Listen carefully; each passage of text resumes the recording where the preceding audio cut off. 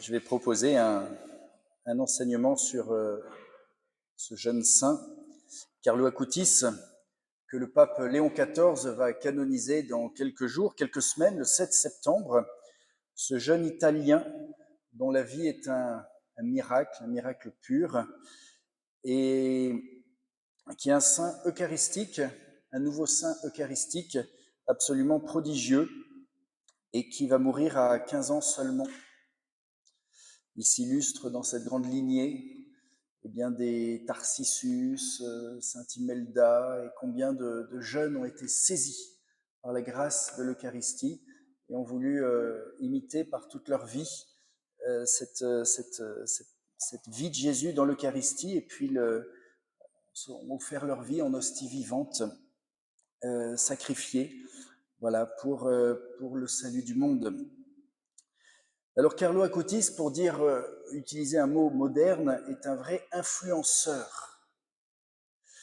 On parle des influenceurs aujourd'hui. Alors d'abord influenceur de la jeunesse, mais on va dire aussi influenceur des baptisés, de vous et moi, pour approfondir une spiritualité eucharistique incarnée, pleine d'amour pour Jésus dans l'Eucharistie, et puis toute tournée vers le prochain. Lorsqu'on regarde les photos de Carlo Acutis, on le voit souvent avec un sac à dos qui nous rappelle que c'est un pèlerin, un homme toujours en route, un garçon toujours en route, et qui avance vers sa destination, vers le ciel, sa patrie. Et tout ce qui compte pour lui, c'est d'aller au ciel, un vrai pèlerin de l'infini, toujours à la recherche de l'absolu. Alors Carlo est né à Londres en 1991 de parents italiens, non, voire peu pratiquants. L'enfant est tout de même baptisé, il va recevoir une instruction catholique. Pour lui, le baptême, c'est le commencement, le premier don de Dieu. On devient héritier du royaume. Quelle merveille! Il écrit ceci. Alors je vais souvent citer, faire parler Carlo Acutis. C'est ça qui est intéressant pour nous, surtout dans la deuxième partie de cette petite présentation, où on pourra découvrir aussi la profondeur, la richesse de sa spiritualité. Alors il dira à propos du baptême, les âmes, le baptême permet aux âmes de se sauver grâce à leur insertion dans la vie divine. Les gens qui participent à un baptême se polarisent trop souvent sur les confettis, les bonbons et la robe blanche, qui font partie de la fête, mais ils ne se soucient absolument pas de comprendre le sens de ce grand don que Dieu fait à l'humanité, devenir enfant de Dieu. Alors Carlo est un enfant passionné par la vie, qui s'attire naturellement l'amitié de tous. Sa nourrice polonaise lui apprendra se montrer toujours pacifique auprès des enfants, un peu agressifs. Il disait, le Seigneur ne serait pas content si je réagissais avec violence. Alors Carlo a une enfance relativement ordinaire. Il aime les animaux, surtout les chiens. Il fait des vidéos comiques avec son téléphone, mettant ses chiens en situation comique. Il aime le foot, il apprend le saxophone, et bien sûr, il se passionne pour l'informatique. Mais au-delà de tout ça, la vraie passion de Carlo, c'est Jésus-Christ. Il est attiré par Jésus, et son seul désir, dès son plus jeune âge, c'est d'être saint. Il disait, mon secret, c'est d'avoir un contact quotidien avec Jésus. Le lieu qui l'affectionne tant est Assise, où ses parents avaient une résidence secondaire. C'est là que sa dépouille se trouve actuellement. Assise, il disait, est le lieu où je me sens le plus heureux. Il aime, il découvre la grâce de saint François d'Assise, qui était un grand saint eucharistique, et bien sûr avec une charité toute concrète vers les plus pauvres. À 7 ans, Carlo Acutis fait sa première communion, et désormais il s'engagera à aller tous les jours à la messe. Et plusieurs anecdotes disaient que lorsque ses parents projetaient partir en vacances quelque part, la première chose qu'ils demandaient, est-ce que je pourrais avoir la messe tous les jours? Ça devait être assez agaçant pour les parents qui étaient peu pratiquants, d'avoir cette contrainte pour fixer leurs vacances. Alors Carlo était pris de l'Eucharistie, Une petite anecdote intéressante, sa maman, le premier cadeau qu'elle lui a fait, c'était un petit agneau blanc. Et le jour de sa première communion, en allant à l'église, eh bien, il y a un petit agneau qui sort, qui passe devant la voiture, certainement. Cet agneau qu'il croise étrangement est comme un présage de ce qui doit arriver pour lui, symbole de cette vie offerte, une hostie vivante offerte, hostie silencieuse. Alors Carlo reçoit ce qu'on appelle une grâce d'attrait. Une grâce d'attrait, c'est un cadeau que le Seigneur peut nous donner, un attrait profond pour l'Eucharistie. Vous vous souvenez de Jean chapitre 6 où Jésus dit « Nul ne peut venir à moi si le Père ne l'attire ». C'est-à-dire que pour aller à l'Eucharistie, pour aimer l'Eucharistie, eh bien le Seigneur, c'est le Père qui donne cette grâce d'être attiré par l'Eucharistie. Cette grâce, il faut la demander, et Carlo, bien sûr, l'avait reçue abondamment, et il avait cette soif irrésistible de l'amour eucharistique pour Jésus. Alors Carlo était un jeune qui aimait la pureté, de parole, de cœur, de corps, bien sûr. Les nombreuses amitiés de l'adolescent se maintenaient dans les limites d'une chasteté sans compromission. Il fuyait les familiarités, et une jeune fille témoignera de sa fidélité inconditionnelle à l'enseignement de l'Église, et puis aussi sur les questions d'avortement. Il savait s'engager en classe lorsqu'on faisait des débats sur ce sujet-là, et pour lui, il voulait toujours défendre la vie humaine et rappeler que, bien sûr, l'avortement est la suppression d'une vie, un homicide. En même temps, Carlo, euh, cet homme, ce garçon vertueux, détestait les blasphèmes et puis aussi cette tyrannie du monde par rapport aux différentes modes vestimentaires. Alors pour Carlo, rien n'est plus grand que la messe. Alors je vais citer Carlo. Peu importe si l'église n'est pas la plus belle, peu importe si le curé ne fait pas la meilleure homélie, peu importe si ceux qui animent la liturgie vous cassent les oreilles, une seule chose compte, Dieu est là. Ensuite, un peu plus loin, il a écrit beaucoup de notes sur un cahier personnel, et c'est sa mère, à sa mort, qui a publié ceci, surtout dans le petit livre « Le secret de mon fils », que je vous invite à lire. Si les chrétiens comprenaient ce qu'est la messe, ils se battraient pour entrer dans l'Église, pour ne plus la quitter, car c'est vraiment un acte créateur de vie en nous. C'est la vie même de Jésus. La messe est quelque chose de grand qui se passe en nous, dans notre vie, dans lequel nous sommes impliqués avec Jésus, comme si nous étions co-immolés avec lui. Alors, il n'a pas fait de théologie, vous savez qu'il voudra être prêtre, il ne pourra jamais être prêtre, mais c'est quand même incroyable pour quelqu'un qui n'a jamais étudié la théologie d'exprimer tous ces mystères avec souvent quelques mots qui pourraient être un petit peu maladroits, mais qui sont tellement beaux, tellement lumineux et tellement profonds. Alors accueillons-les de ce jeune qui nous parle. La messe n'est rien d'autre que le sacrifice de la croix, l'unique sacrifice éternel qui se renouvelle et qui nous implique intimement dans notre appartenance à son corps. Le paradis est déjà en nous et nous sommes déjà au paradis. Mais tant que nous sommes sur cette terre, cet amour est crucifié. Ce n'est pas pour rien que Jésus a voulu rester avec nous dans son amour sacrifié dans le sacrement de l'Eucharistie. Dire que nous aimons l'autre et ne pas accepter la croix que l'autre implique est une plaisanterie. La caractéristique de l'amour sur cette terre sera toujours un amour crucifié. Uni à Jésus, son amour crucifié nous engendre. Or, c'est la croix qui donne la vie, non la mort. La croix donne la résurrection, donc ce n'est ni la tristesse ni le désespoir. Ce serait du désespoir si nous souffrions pour ceux qui ne vivifient pas. Dans l'Eucharistie, cette osmose a lieu. L'amour sacrifié du Christ me prend, me transforme intérieurement dans mes sentiments, ma volonté, tout mon être. J'entre en Jésus dans son mystère le plus intime et je deviens en lui en réalisant cette communion essentielle et fondamentale avec mon Seigneur pour lequel j'ai été créé. Il passe en moi, je passe en lui. Si vous commencez à aller à la messe tous les jours, vous verrez, vous ne pourrez plus vous arrêter. Et je vous promets que cela vous arrivera si avant vous ne trouviez pas le temps de faire quoi que ce soit. Après avoir été à la messe, vous trouverez le temps de tout faire. Faites-en l'expérience. Les saints, ce sont à la fois les plus actifs et ceux qui passent le plus de temps dans la prière. Comment est-ce possible? Ça fait partie des grands paradoxes divins. Plus on aime Dieu, plus c'est Dieu ensuite, dans cet acte de foi que je pose dans la prière, qui me permettent de faire tout ce que j'ai prévu, et bien plus, et je le fais avec sa grâce. Alors Carlo, un jour, prend cette fameuse autoroute, vous savez, l'autoroute dite des lacs, de Milan à Varèse. C'était la première autoroute qui avait été construite en 1924. C'était un projet futuriste assez extraordinaire qui voulait le but de relier deux villes plus sûrement, plus directement et plus rapidement.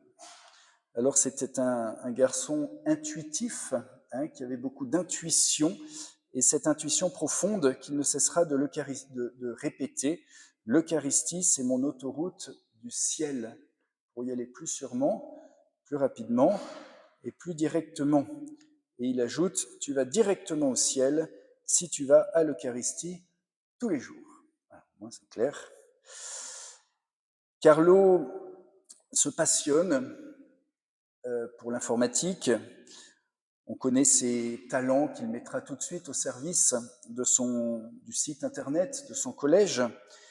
Un professionnel de la programmation qu'il avait rencontré était étonné par ce jeune qui n'avait jamais étudié l'informatique, mais qui avait en tout cas tout compris, qui était capable de faire des choses extraordinaires. Il disait qu'il était extrêmement intuitif. Alors en classe, il va d'abord aider ses camarades dans les difficultés scolaires, mais ensuite, rapidement, il veut surtout les aider à découvrir la foi, à recevoir la foi. Il va s'engager à 14 ans comme catéchiste et il va préparer les jeunes à faire leur confirmation pour les aider à progresser spirituellement. Il a inventé un petit kit. Alors voilà le programme de Carlo aux jeunes qu'il catéchise.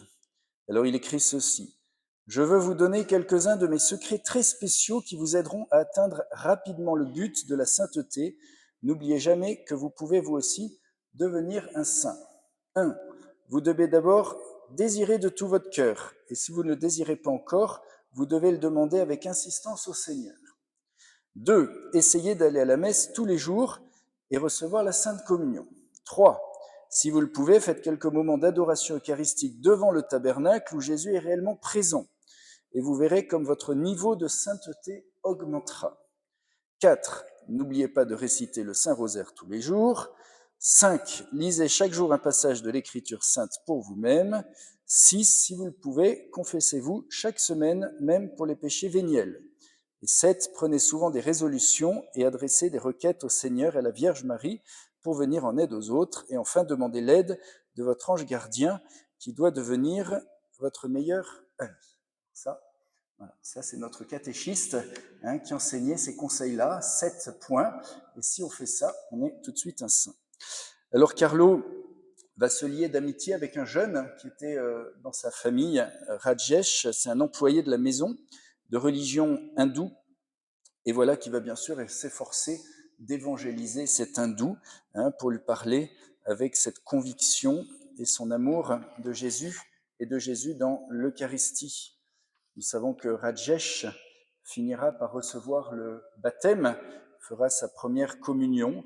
Et Rajesh écrivait ceci ensuite, les vertus, lui disait Carlo, s'acquièrent principalement par une vie intense sacramentelle et c'est l'Eucharistie qui en est certainement le sommet. À travers ce sacrement, le Seigneur nous fait devenir des personnes complètes, faites à son image. Alors, être toujours unis à Jésus, voilà le but de ma vie, nous dit Carlo. Suffit-il pour cela d'aller à l'église? Oui et non. Il faut bien sûr vivre en présence de Dieu à tout moment. Carlo va s'instruire, lire la vie des grands saints et découvrir la place centrale qu'avait la prière dans la vie de tous les saints.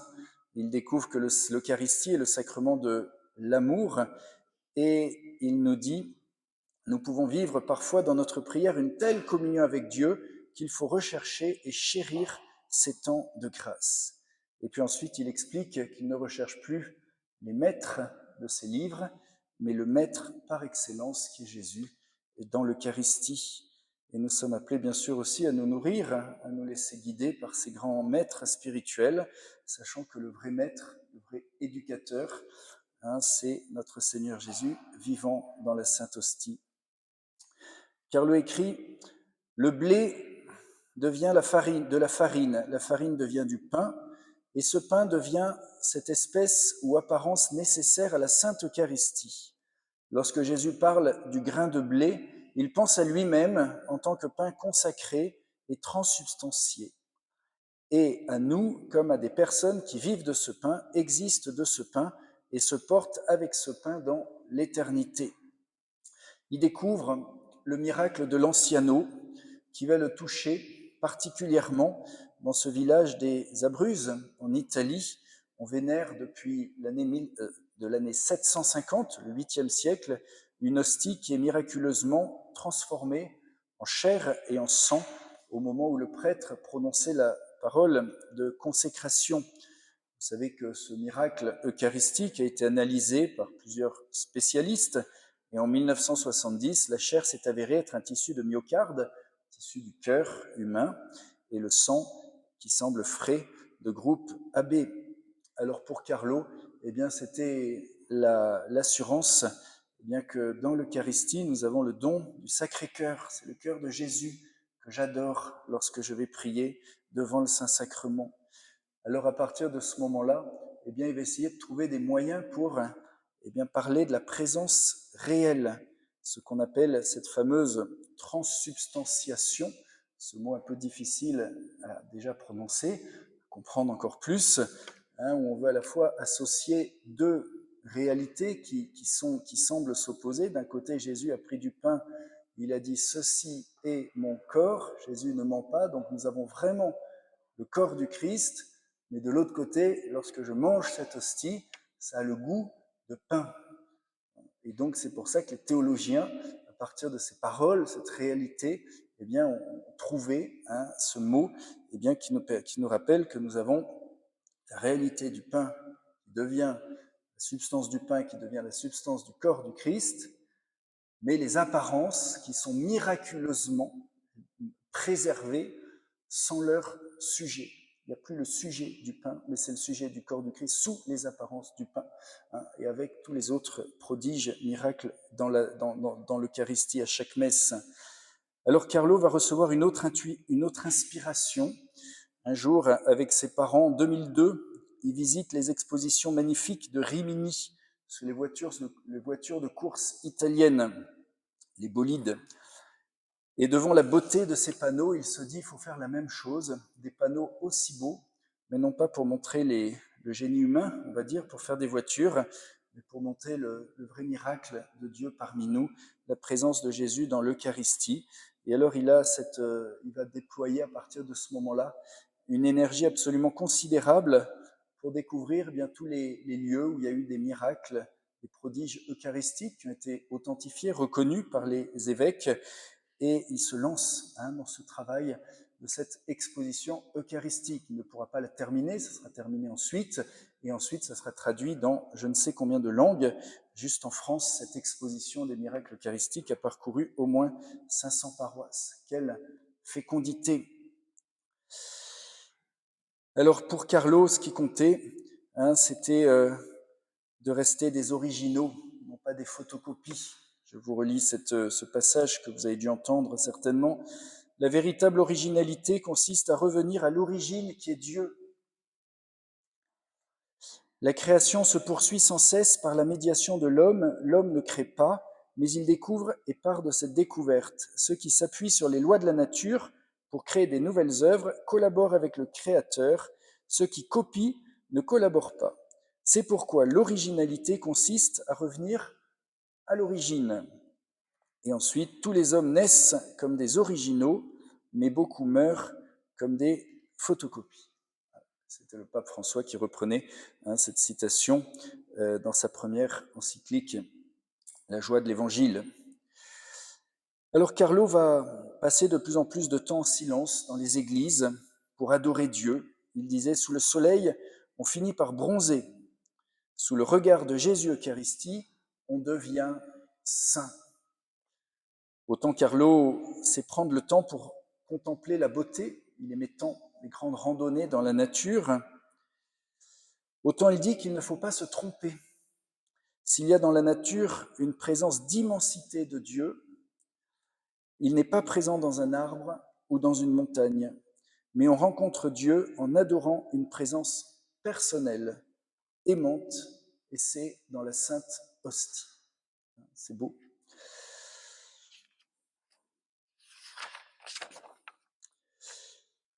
Carlo nous invite à adorer, bien sûr, c'est dans le cœur que tout se passe, mais aussi à faire participer le corps, selon ce verset, « Prosternez-vous devant celui qui a fait le ciel et la terre, la mer, les sources des eaux. » Alors il explique avec un peu d'humour, lorsque vous assistez à la messe, vous devez manifester par votre corps votre foi.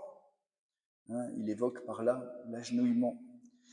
Si je me mets à rire, si je mange un chewing-gum que je retire de ma bouche juste avant de communier, ou si je m'agite sur ma chaise, je ne me prépare pas à participer pleinement à la messe en dirigeant mon cœur vers Dieu. C'est vrai que lorsque je mets mon corps en adoration, eh bien mon cœur naturellement se met en adoration. Bien sûr que c'est dans le cœur que ça se passe, mais nous sommes des êtres unifiés, notre corps et notre âme qui font un, et les deux sont appelés à participer, dans la mesure du possible, à cette adoration de Jésus dans l'Eucharistie. Alors Carlo nous dit, tous nous avons été créés potentiellement saints, mais Dieu nous a créés libres de faire le bien ou le mal. Et moi, je veux suivre l'exemple du disciple Jean, le disciple bien-aimé. Il y a beaucoup de méditations sur le disciple Jean.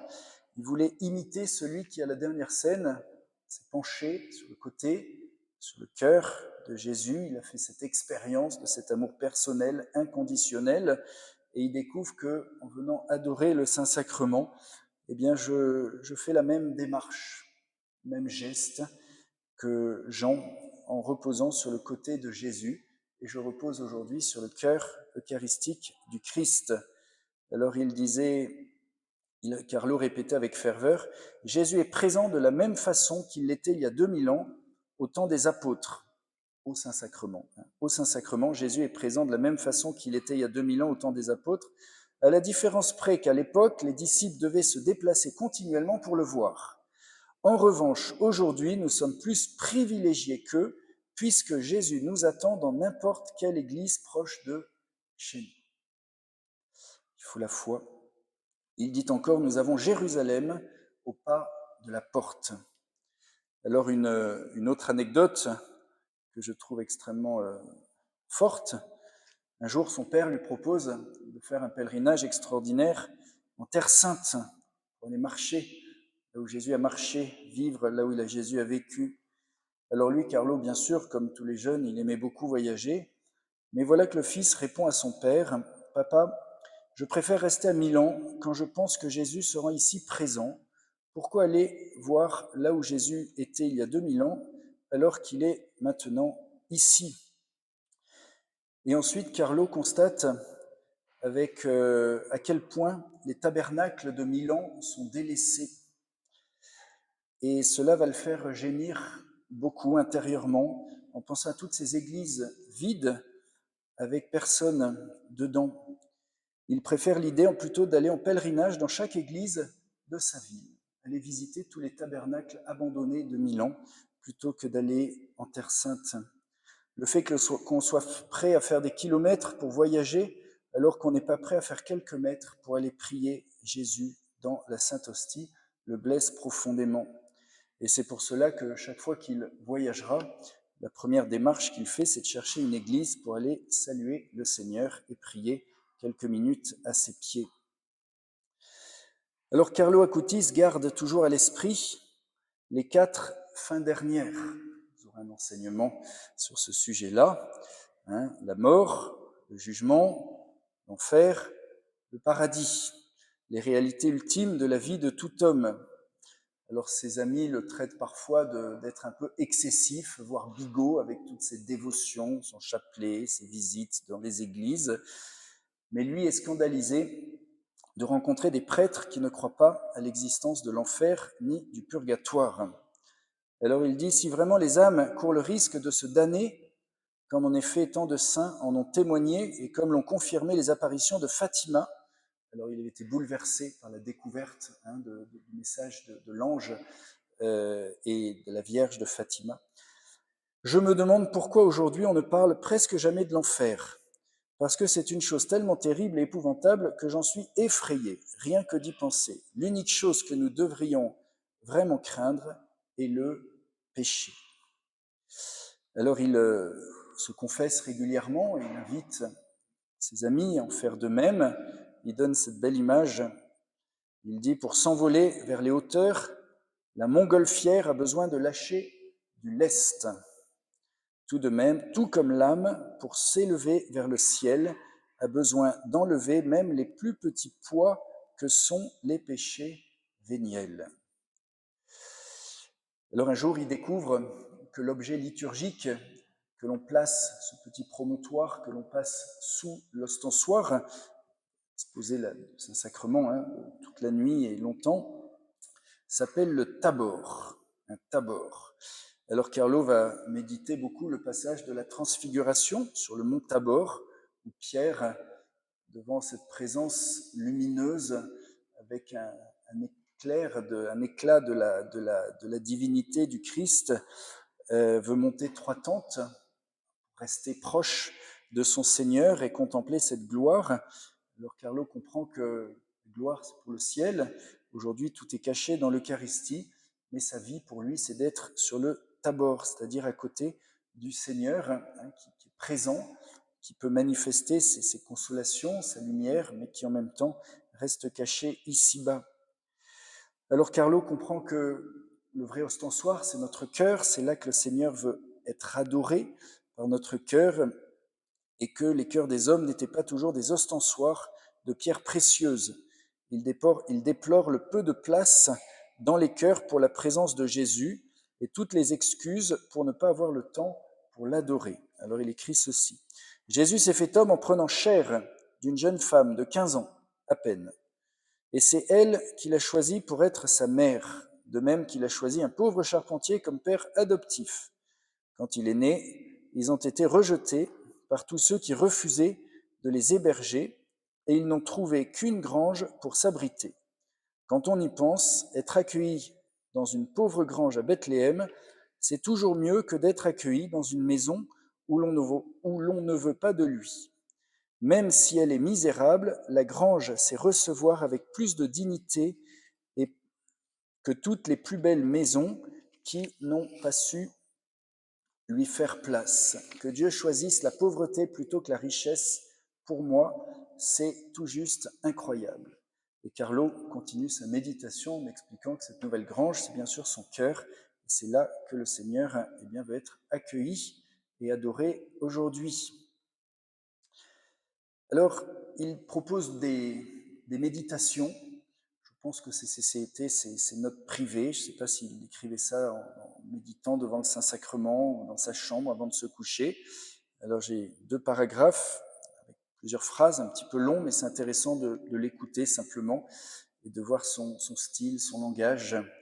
Il veut parler de la grâce de l'inhabitation de la Sainte Trinité. C'est le Père, le Fils, Saint-Esprit qui habitent en nous par le baptême, et cette présence qui est augmentée, qui est intensifiée à travers l'Eucharistie. Alors bien sûr, Carlo comprend que Jésus prolonge son incarnation, cette incarnation qui a duré 33 ans sur terre, il la prolonge aujourd'hui sous les apparences du pain dans l'Eucharistie, et il rappelle, comme je vais le lire, que l'âme qui reçoit Jésus dans l'Eucharistie que pour l'âme qui reçoit Jésus, peut-être rien ne change de l'extérieur, mais en fait tout change de l'intérieur. Alors il écrit ceci. Lorsque Jésus a revêtu la nature humaine et s'est fait homme, il est descendu sur notre planète, non pas comme un extraterrestre, mais comme l'un, L, grand U, N, 1, qui est vivant hors du temps et de l'espace et qui est entré dans sa condition, dans le temps et l'espace, incorporant, assimilant, jumelant, joignant sa nature à la nôtre. Jésus est donc devenu, comme le dit saint Paul, tout en tous. Il a pris de cette planète la vraie réalité, la vraie substantialité de cette planète Terre qui fait partie de la création, donc de l'un. Avant l'incarnation, l'humanité emprisonnée dans sa culpabilité originelle et actuelle avait plongé le fil des siècles dans un abîme qui semblait insondable, insurmontable. Or, à un moment donné, l'amour l'a emporté sur la justice, la miséricorde sur la punition, et l'incarnation a vaincu le péché. C'est sa petite méditation que je lis. Cette planète qui a vu pendant une génération la deuxième personne de la Trinité incarnée n'est plus ce qu'elle était auparavant. Oui, astronomiquement, scientifiquement, géologiquement, c'est peut-être la même qu'avant, mais du point de vue de l'évangile de l'incarnation, ce n'est plus la même planète. Elle est incorporée dans l'éternité, dans un dessein d'amour divin, de sorte que nous sommes vraiment incorporés depuis 21 siècles dans ce dessein. Nous devons penser à cette habitation comme à une appropriation de la planète de la part de Jésus, ce même Jésus qui s'y déplace maintenant encore dans l'Eucharistie comme dans la foi, au milieu de nous, de sorte qu'il marche parmi nous, qu'il vit parmi nous, qu'il partage notre vie quotidienne, dans l'Eucharistie comme dans la foi, si bien que nous devons considérer cette demeure comme la véritable demeure du Christ sur cette planète Terre. Alors je continue. Par conséquent, lorsque nous communions, Jésus qui demeure en nous pendant un quart d'heure, caché sous les espèces du pain et du vin, on vous invite à faire un petit quart d'heure d'action de grâce, parfait. Alors Jésus est substantiellement présent. Il vit vraiment dans le sens que j'ai dit précédemment, c'est-à-dire qu'il partage notre vie quotidienne et il continue de faire, après que les espèces du pain et du vin se sont retirées, par sa grâce, sa demeure en nous. Ainsi, nous devenons sa maison, sa demeure, pour que Jésus présent, vivant et vrai ne soit pas simplement un fait de foi, mais un fait de vie. C'est ces termes, hein. C'est-à-dire que Jésus est avec moi, je suis avec lui, et c'est un fait éminemment personnel, individuel. Cette relation directe entre Jésus et moi s'opère par l'Eucharistie. Alors pour Carlo, la prière, c'était pas toujours facile. Il avait son esprit qui partait dans tous les sens, comme nous souvent, les distractions, les soucis de la vie, les idées qui peuvent nous décourager, nous convaincre que nous ne savons pas adorer. Alors pour Carlo, il dit méditer, ça n'est pas sorcier. Il dit je m'aperçois que plus j'aime Jésus, moins je me distrais. Et maintenant, je veux l'aimer complètement. Il me regarde, je le regarde, ce regard m'enrichit. Je laisse le Seigneur m'observer, il creuse en moi, il façonne mon âme, il la moule. Il est réellement présent, il n'est pas une intention, il est là en personne. Si tout le monde pouvait être conscient de cela, comme le monde changerait, si tout le monde croyait à cette vérité-là, comme leur existence changerait pour le mieux. Alors, cet amour pour le Christ va ensuite se traduire dans un amour authentique pour le prochain, l'amour de Dieu, l'amour du prochain, qui sont intimement liés. Il dit Jésus est amour et plus on se nourrit de lui, plus on augmente notre capacité à aimer. Dans la vie de Carlo rayonne ce qu'on appelle une véritable cohérence eucharistique. En l'Eucharistie, il contemple son Dieu qui s'offre, si pauvre, si vulnérable, sous les apparences du pain. Alors Carlo va chercher toutes sortes d'opportunités de volontariat pour servir, s'engager auprès des plus pauvres et des plus vulnérables. Par exemple, il recevait beaucoup de cadeaux, il venait d'une famille aisée, et pour cela, il aimait donner ses cadeaux d'anniversaire. C'était pas facile de le faire. Et donc, ce qu'il allait faire, il s'est engagé avec les Capucins de Milan, qui servaient plus de 5000 repas par jour à des personnes dans le besoin. Et c'est en faisant ceci qu'il pouvait en profiter pour donner les cadeaux qu'il avait reçus aux garçons, aux enfants les plus pauvres qu'il rencontrait là-bas. Il va même rejoindre l'équipe des bénévoles qui participent au service des repas. Alors il aime les saints, tous les saints, et spécialement ceux qui s'étaient consacrés aux plus petits. Et il aimait bien sûr Mère Teresa de Calcutta, tout spécialement. Il écrit Beaucoup parlent des pauvres, mais peu parlent aux pauvres. Ne cherchez pas Jésus dans les pays lointains, il n'y est pas. Il est près de vous, il est avec vous. Si vous avez des yeux pour voir, vous trouverez Calcutta dans le monde entier. Les rues de Calcutta mènent à la porte de chaque cœur. Je sais que vous aimerez faire un voyage à Calcutta, mais il est plus facile d'aimer les gens au loin. Il n'est pas toujours facile d'aimer les gens d'à côté. Alors ensuite, il médite, il reconnaissait cette présence vivante de Jésus dans les pauvres, les malades, et c'est surtout face à la souffrance humaine qu'il voyait le Christ crucifié. C'est pourquoi il essayait de poser pour eux toutes sortes d'actes concrets de charité, car les aider, pour lui, c'était soulager Jésus crucifié. Lorsqu'il leur donnait, par exemple, une couverture ou un sac de couchage, eh bien, son esprit se tournait vers Jésus qui, à Bethléem, eh bien, dans la nuit de sa naissance, n'avait rien, où on lui avait tout refusé. En d'autres mots, faire quelque chose pour les pauvres signifiait toujours le faire pour Jésus. Alors revenons à ces méditations eucharistiques. Aller au pied du tabernacle est aller à la source de la grâce et la source de la sainteté. Alors il écrit ceci, il parlait souvent des tabernacles abandonnés. Il dit « Le tabernacle est synonyme de berceau de la grâce. Dans le tabernacle et à partir du tabernacle, la présence divine substantielle et fondatrice agit. Il est absolument impossible de ne pas en tenir compte. Elle est là depuis plus de 20 siècles. Elle est proche. Dans le tabernacle, il y a la vie, il y a l'être, il y a l'éternité, il y a l'infini. C'est un monde à part entière. C'est notre nouvelle planète. C'est une nouvelle étoile. Les textes géographiques et historiques doivent la mentionner. Le tabernacle doit devenir la maison de tous, le domicile de tous, le lieu de rencontre des personnes, le point de référence, le paramètre, l'unité, la mesure. L'adoration doit être approfondie, il faut la rendre plus personnelle, nous devons rendre grâce pour ce cadeau. Remercier, c'est reconnaître le bienfait, c'est se savoir et se sentir bénéficiaire de la grâce. Rendre grâce, remercier, goûter les dons de Dieu. Le tabernacle est l'un des plus grands cadeaux de Dieu. Le tabernacle est le lieu de l'action de grâce. Ici, Jésus rend grâce, il rend grâce au Père, il rend grâce au Saint-Esprit, il rend grâce pour l'Église, il prie pour nous. Il rend grâce pour chaque personne. Il rend grâce pour moi, pour toi, pour lui, pour elle, pour eux.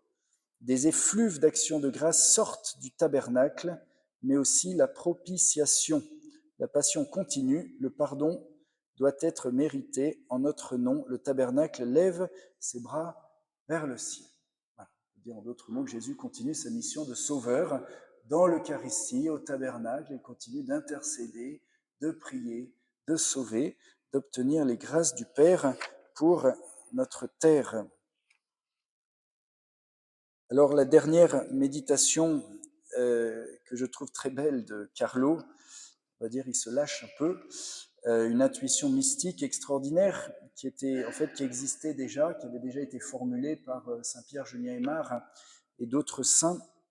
Pour lui, la société renaîtra lorsqu'elle sera restaurée dans le feu de l'amour eucharistique. Et alors il va faire une analogie entre l'Internet, qui crée des connexions entre les gens, avec un flux, des informations, et l'Eucharistie, eh bien, qui est le cœur des liens de charité et qui nous met les uns unis aux autres, d'abord unis à Dieu, et unis les uns avec les autres, et par lequel la vie divine se communique. Alors il a sa réflexion amusante, je vais vous la lire. L'histoire des tabernacles est l'histoire du salut, qui depuis plus de 2 millénaires, de manière non sanglante, se rejoue à chaque seconde sur toute la planète. Ils l'ont accompagné, ils l'ont suivi, ils l'ont marqué. Chaque tabernacle a sa propre chronique, son propre récit, sa propre histoire. Et pas la plus simple. Chaque fois qu'un tabernacle est installé, cela signifie qu'une église ou une chapelle a été bâtie. Depuis plus de 20 siècles, d'année en année, on assiste à une admirable prolifération de tabernacles. Si vous pouviez au moins, continent par continent, faire une carte avec des ampoules électriques, vous en verriez des millions allumés. L'Eucharistie doit être dans le monde et se mêler à tous ceux qui y vivent. Il doit être libéré, il doit être, alors le monde, il doit être purifié, il doit être humanisé par l'Eucharistie. Il ne s'agit pas là d'un discours étrange et obscur, il s'agit de réhumaniser, reciviliser, réintégrer.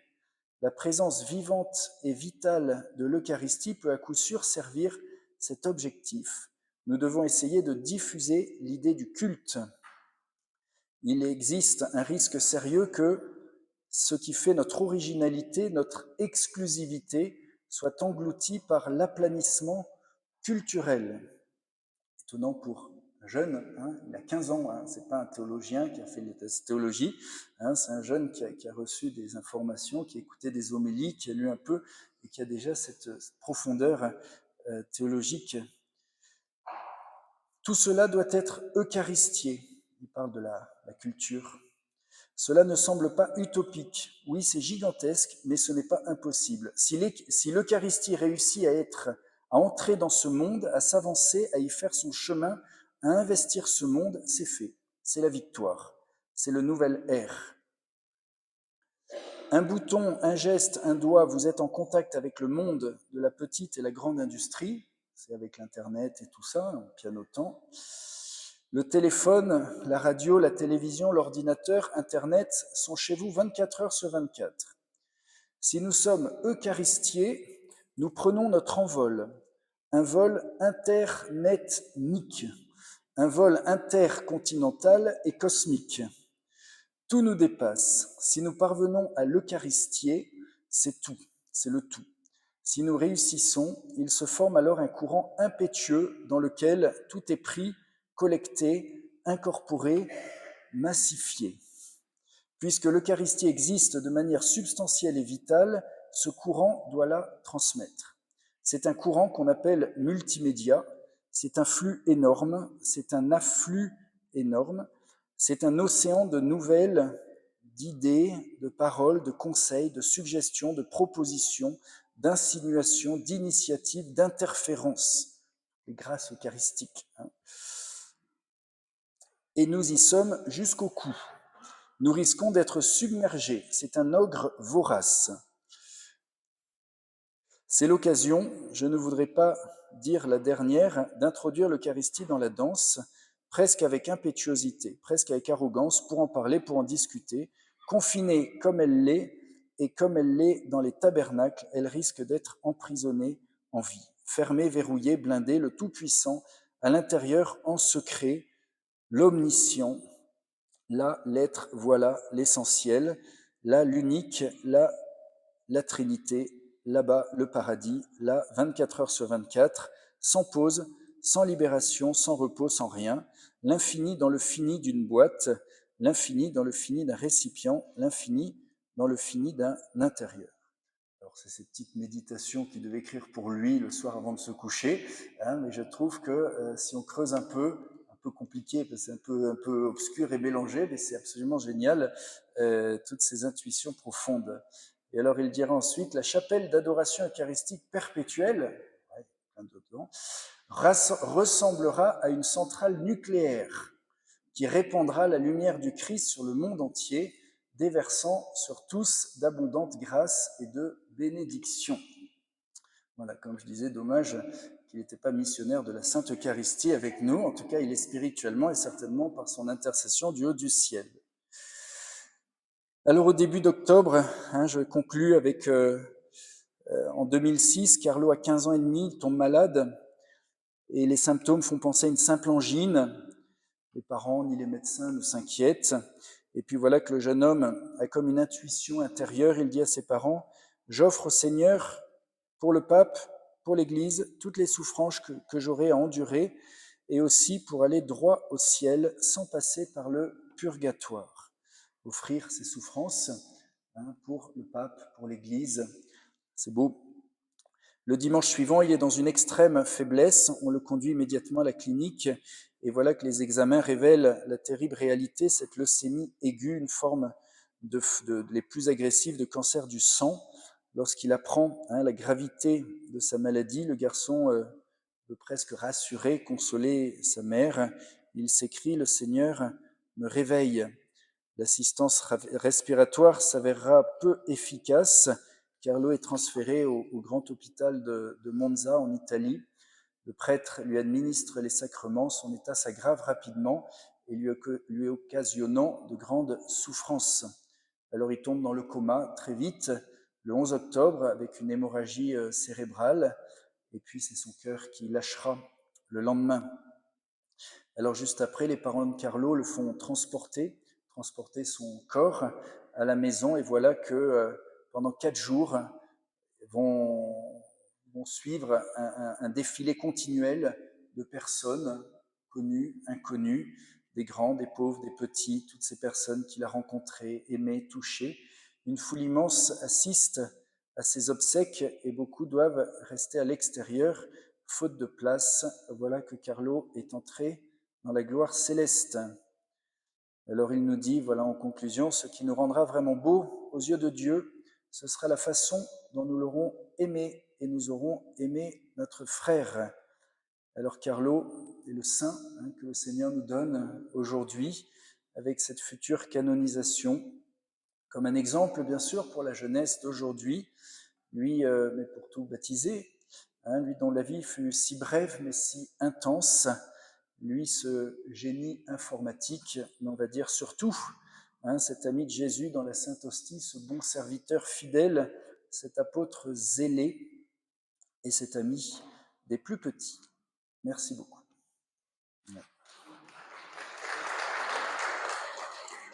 On peut dire, voilà, Saint Carlo, priez pour nous, Saint Carlo, priez pour nous, et Saint Carlo, il aurait dû être canonisé, vous savez, par le pape François, qui est décédé juste avant. C'est pour ça que la canonisation a été reportée de quelques semaines, mais on peut déjà le prier et certainement obtenir beaucoup de grâce de son intercession. Merci.